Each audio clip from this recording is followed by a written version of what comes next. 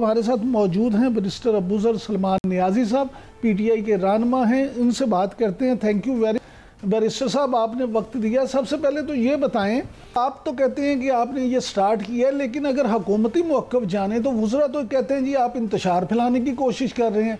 वफाकी वज़ीर इत्तलाआत जनाब तारड़ साहब ने जो कुछ कहा, अताउल्लाह तारड़ साहब ने, वो पहले सुन लें फिर आपसे जानते हैं।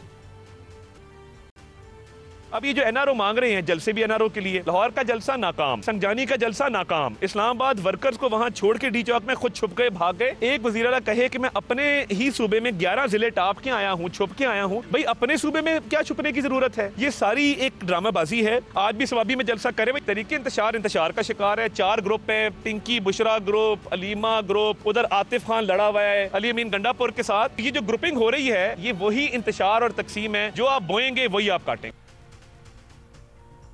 जी नियाज़ी साहब, वो कहते हैं 4 ग्रुप है और आप इंतशार फैला रहे हैं।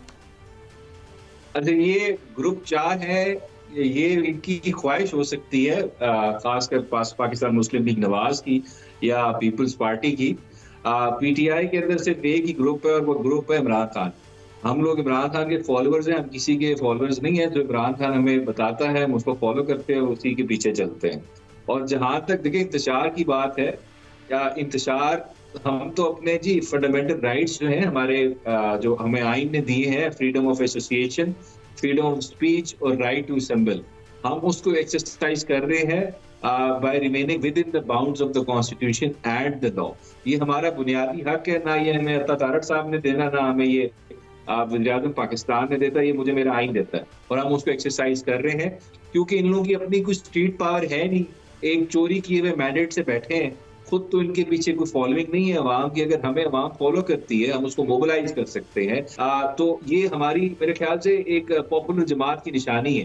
तो क्योंकि ये एक फेक गवर्नमेंट है, एक चोरी किए हुए मैंडेट पे बैठी हुई है। जब आपकी फाउंडेशन वीक होती है, फेक होती है, बोगस होती है, तो आपको हमेशा डर लगा रहता है कि अवाम बाहर निकल के हमें गरिबानों से पकड़ के बाहर निकाल के ना फेंक दे कि आप हम हमारी मंशा को रिफ्लेक्ट नहीं करते, आप विल ऑफ द पीपल को रिफ्लेक्ट नहीं करते। तो एक इनको इनसिक्योरिटीज हैं। और जहां तक इंतशार हम कर रहे हैं, अभी आपने देखा यूनाइटेड नेशंस की रिपोर्ट आई है कि 7 नवंबर को, उस रिपोर्ट के अंदर जो चीजें लिखी हैं, कोई भी दुनिया की हुकूमत होती तो उस रिपोर्ट की बेसिस पे रिजाइन कर सकती है।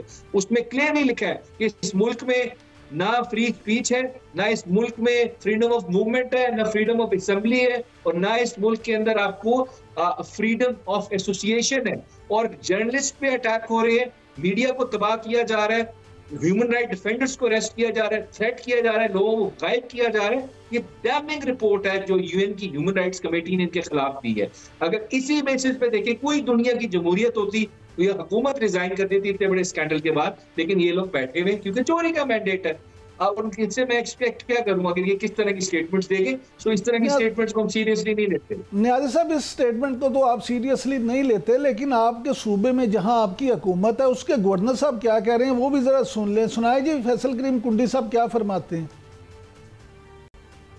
सूबाई हुकूमत कभी भी खैबर वफा की उन्होंने लॉ एंड ऑर्डर पे बात नहीं की। उन्होंने हमेशा ये बात की है कि हमने जलसा करना है, जुलूस निकालना है, धरना देना है, हमने डी चौक जाना है। अच्छी बात है कि मैं आज लाहौर में खड़ा हूँ। मैं आज देखूंगा कि पंजाब की जो पीटीआई की जो लीडरशिप है, जो खड़ी होती है कैमरा के सामने, बल्कि अपने सेल्फ कैमरा के सामने, और बार बार भाषण दे रही होती है, और बड़े नजरियाती बन गए हमारे वो दोस्त जो पिछले 8-10 पार्टियों को छोड़ के आए हैं। देखते हैं कि आज वो कितने लोग लेके आते हैं पेशावर। खैबर पख्तूनख्वा की आवाम को इस्तेमाल किया गया है, हमेशा खैबर पख्तूनख्वा की आवाम को टूल बनाया गया है, हमेशा खैबर पख्तूनख्वा को इन्होंने अपने जाती सियासी मफादात के लिए इस्तेमाल किया है। जी नियाज़ी साहब, सुनिए आपने बात, वो तो कहते हैं कि खैबर पख्तूनख्वा की आवाम को आप इस्तेमाल कर रहे हैं। जहाँ तक फैसल करीम कुंडी साहब की बात है, देखें वो पीपल्स पार्टी से बिलोंग करते हैं।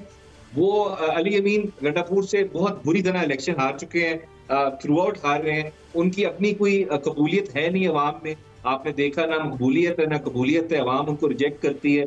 अब जहां तक वो कुंडी साहब अब गवर्नर अपॉइंट हो गए हैं, दैट डज नॉट मीन कि वो केपी की जो अवाम है उसकी वॉइस है, वो उनका चेहरा नहीं है, क्योंकि वो रिजेक्ट हुए हैं वहां पे। वो अपॉइंट हो गए एक नोटिफिकेशन के थ्रू, लेकिन जो केपी की अवाम की जो मंशा है, जो उसकी विल है, उसकी एक ट्रू रिफ्लेक्शन है तो केपी के चीफ मिनिस्टर है, और उसकी बाकी जो कैबिनेट है और उनके जो एमपीएज हैं और उनकी एमएनएज हैं, और जो पीटीआई ही है वो वाहिद जमात है जो केपी से इतना बड़ा मैंडेट लेके आई है, क्योंकि वहां के लोग उनको पसंद करते हैं और वो उनको तरजीह देते हैं। फैसल करीम फुंडी साहब जैसे लोगों पे जिनका अपना कोई वोट बैंक नहीं है, बिल्कुल इवेपोरेट हो चुके हैं केपी के अंदर से। तो जहां तक देखिए बात है, हमने कोई काम नहीं किया। मैं आपको बताता हूँ, देखें हमने यहाँ पे एक एयर एम्बुलेंस बना के 4-5 लोगों का ऑपरेशन नहीं कराया। हमने सेहत कार्ड बहाल किया जिसपे 20 अरब रुपया लगाया केपी में, और मार्च से लेके अब तक जब से हुकूमत आई है 5 लाख लोगों का ऑपरेशन हो चुका है केपी के अंदर। ये मैं आपको फैक्ट ऑन रिकॉर्ड बता रहा हूँ। हम लोगों ने जो काम किया, हम सरप्लस में हैं, पंजाब की तरह हम डेफिसिट में नहीं है। अभी आपने फिगर्स वो भी देख लिए। सो केपी काम कर रहा है, अगर हमने साथ जलसा जुलूस करना है, हमारा बुनियादी हक है, हम क्यों ना करें। लेकिन जहां तक परफॉर्मेंस की बात है, हम पंजाब से भी आगे, सिंध से भी आगे। हमारा ट्रैक रिकॉर्ड देख लें। हम इनकी तरह ये टिकटॉक्स नहीं बनाते जी, टिकटॉक बना लें हम जी, कभी पुलिस की वर्दी पहन लें, कभी डॉक्टर बन जाए, कभी नर्स बन जाए। इस तरह की हमें चीप पब्लिसिटी की जरूरत नहीं। हम ग्राउंड पे काम कर रहे हैं, हमारे इदारे काम कर रहे हैं, उनको हम रिफॉर्म कर रहे हैं। और जहां तक देखें सिक्योरिटी की सिचुएशन है, उसको टाइम लगेगा। केपी एक वोलेटाइल एरिया है, वहां पे आपको पता है वॉर अगेंस्ट टेररिज्म के बाद बहुत सारा इश्यूज है सिक्योरिटी लॉ एंड ऑर्डर का। वहाँ एपिक्स कमेटी काम करती है और फेडरल गवर्नमेंट की इन्वॉल्वमेंट है। तो ये सबने मिलके करना है, बॉर्डर सिक्योर करना है। वहां पे कोई बॉर्डर नहीं है, वहां पे क्रॉस बॉर्डर टेररिज्म है। सो बहुत सारे इश्यूज हैं, हम उस पर काम कर रहे हैं। लेकिन परफॉर्मेंस की बात है, सारे इकोनॉमिक इंडिकेटर्स में हर तरह से हम सोशल डेवलपमेंट में इन लोगों से बेहतर है और आगे और बेहतर होंगे। नियाजी साहब, यहाँ पे आपको सुनाते हैं कि अता तारर साहब आपकी परफॉर्मेंस के बारे में क्या कहते हैं, फिर इससे अगली बात करते हैं। सुनाए जी, अता तारर साहब क्या फरमाते हैं।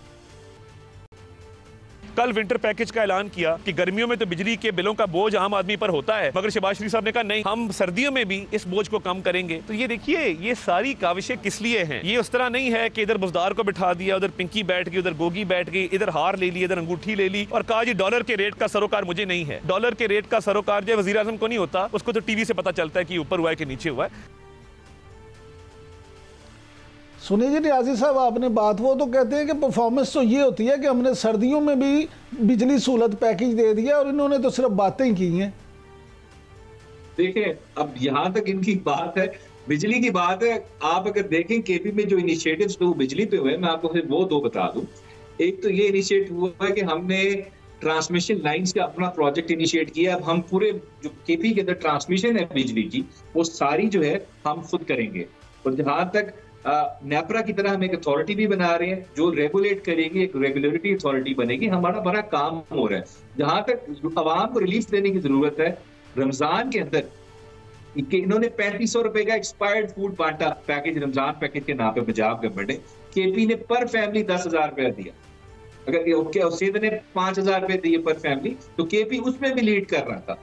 केपी हर चीज में इनसे आगे है। ये सिर्फ सस्ती शोदाबाजी मशहूरी करने के लिए टिकटॉक बना के हम ये काम करें, लेकिन ग्राउंड में अगर काम हो रहा है इमरान साहब, तो पाकिस्तान तहरीक इंसाफ की गवर्नमेंट ही कर रही है और आगे भी करती रहेगी। किया है काम तो लोगों ने री-इलेक्ट किया, 2 दफा किया है। कभी केपी में ऐसे नहीं हुआ। परफॉर्मेंस है तो लोग री-इलेक्ट कर रहे हैं, इमरान खान के नाम पे वोट दे रहे हैं। इंशाल्लाह आगे भी देते रहेंगे। ये एक तनकीद करते रहेंगे, जो मर्जी बात करें, लेकिन जब फैक्ट्स एंड फिगर्स आएंगे, जब देखेंगे किस किस इंडिकेटर में किसने कितनी प्रोग्रेस की है, वो आपके सामने आ जाएगा। अच्छा, लेकिन जब ग्राउंड पर हम आगे होंगे।